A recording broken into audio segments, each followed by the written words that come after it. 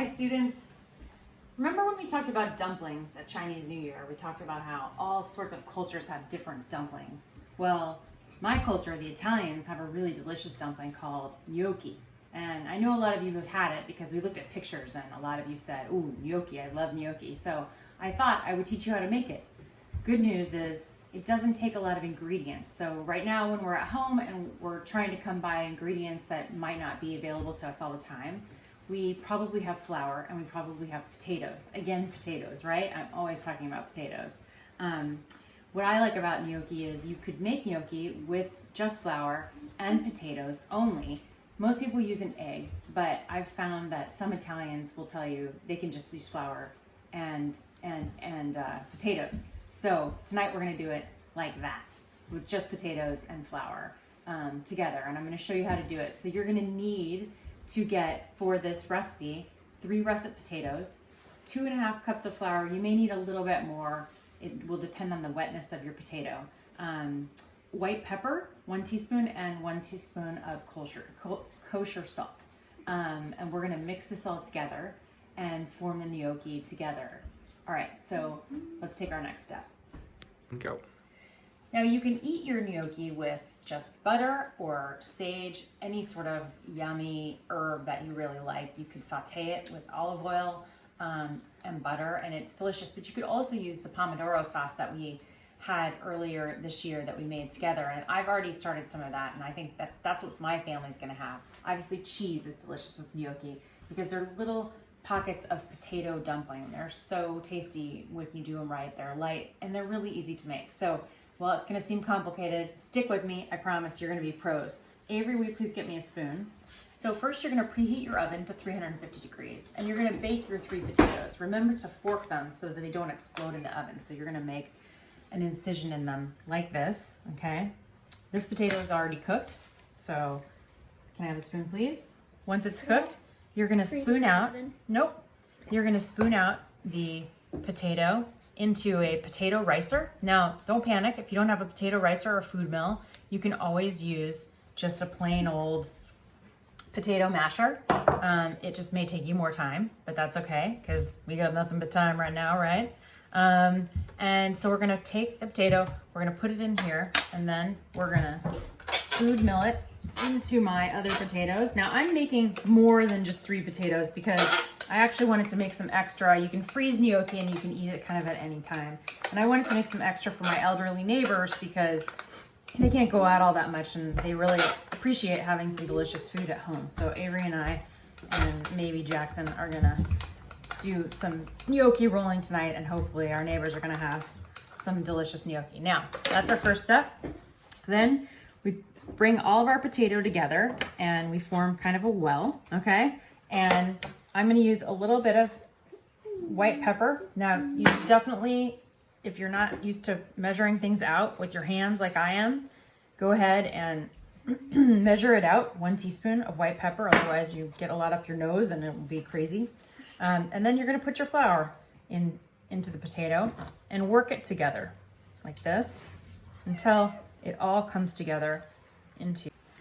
So as you can see, my gnocchi is starting to form into a ball, and it took me probably, I don't know, 3 or 4 minutes to get it this way. But what I want is sort of one big mass that is together, okay? It's not the same as making pasta or some other dishes where it has to be perfect and shiny. Like, it's not gonna work out like that, particularly not without an egg, because there's nothing really holding it together except for the wetness of the potato. So I'm gonna, now I have my base piece like this. I'm gonna take some flour and put it over here, and Avery's gonna help me roll some gnocchi. She's done it before.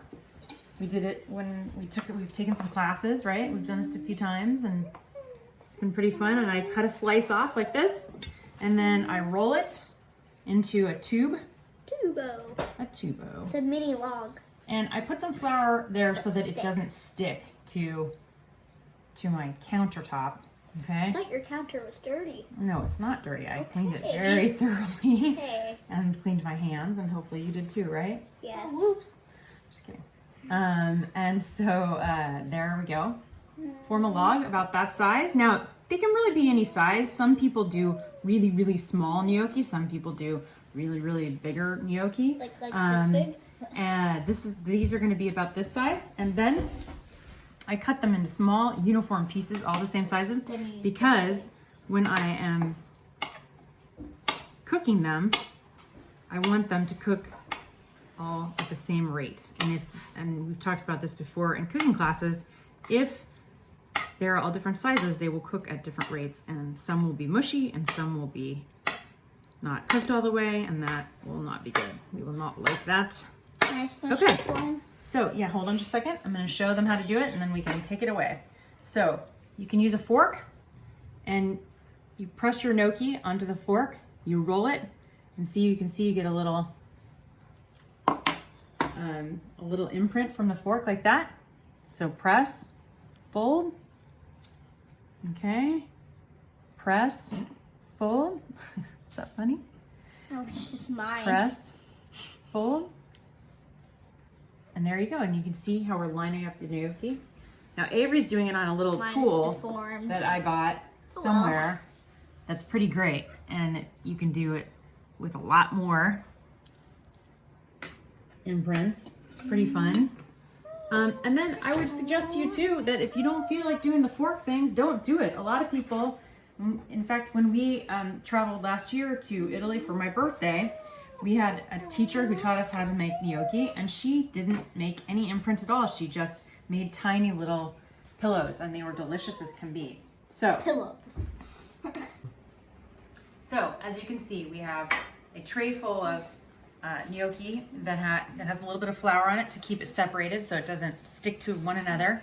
And they're kind of a few different sizes because Avery helped me a lot, but that's okay. And then we also have this tray of gnocchi, which is, like I said, sort of peasant style, like just really easy, rough and cut off. And these little guys are great too. Now we can't cook them together because they're different sizes, but I've already heated a pot full of water over here. I added lots and lots of salt because just like pasta, that's what you do when you cook gnocchi. And I'm gonna put my gnocchi into the water. And I'm gonna be ready with my slotted spoon to get it out in a few minutes. I've got a tray full of olive oil right here to receive it. So I'm gonna throw it on there so it doesn't get sticky or bad. And you're gonna see in a few minutes the little guys are gonna start to pop up. And basically you take them out right about when they're done popping up. Give it a few more seconds so they're cooked, and then put them on the tray. And you can see over here I've already made the pomodoro sauce for them. So it'll be deliciously tossed in there. I would use basil, but I don't have any, unfortunately. So we have some rosemary in our, so see, you can see them, they're coming up. They're starting to come up and rise to the top. That means they're almost cooked. Usually once I see them all come up, then I'll scoop them out and throw them onto my tray. All right, a few more seconds. So this process only takes a couple of minutes. And you can see now, like these guys that Avery didn't quite shape the same are taking a little bit less time. Some are taking longer, some are not, but that's okay. We'll ad-lib a little bit. We're not perfect over here, and gnocchi is a treat for sure. All right, they're ready to come out. I'm gonna take them out of the pan, throw them onto my sheet tray, like so. Again, it has olive oil on it, which is important so that they don't stick together. All right, I'm gonna move them around. All right, and I'm gonna do my other tray separately. Meanwhile, I'm gonna throw a little salt on these guys. Just a little bit. Remember how we salt from up here? A little olive oil. You never have enough olive oil. If you're hoarding anything, hoard some olive oil. And I'm gonna try one just to see what they're like. They're really good. Okay, so our gnocchi's cooked. Our sauce is on, and now I'm just grating some delicious ricotta cheese on. This is my I'm special. gonna put also a gnocchi little bit of ball. pecorino romano.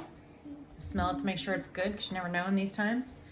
And so there's lots of cheese. My kids like the cheese. We're gonna have some tomatoes and some burrata, which my son really in particular likes. And we're gonna have a little bit of broccoli. But lots of good things. You wanna try it, Avery? Give it a try? Yep.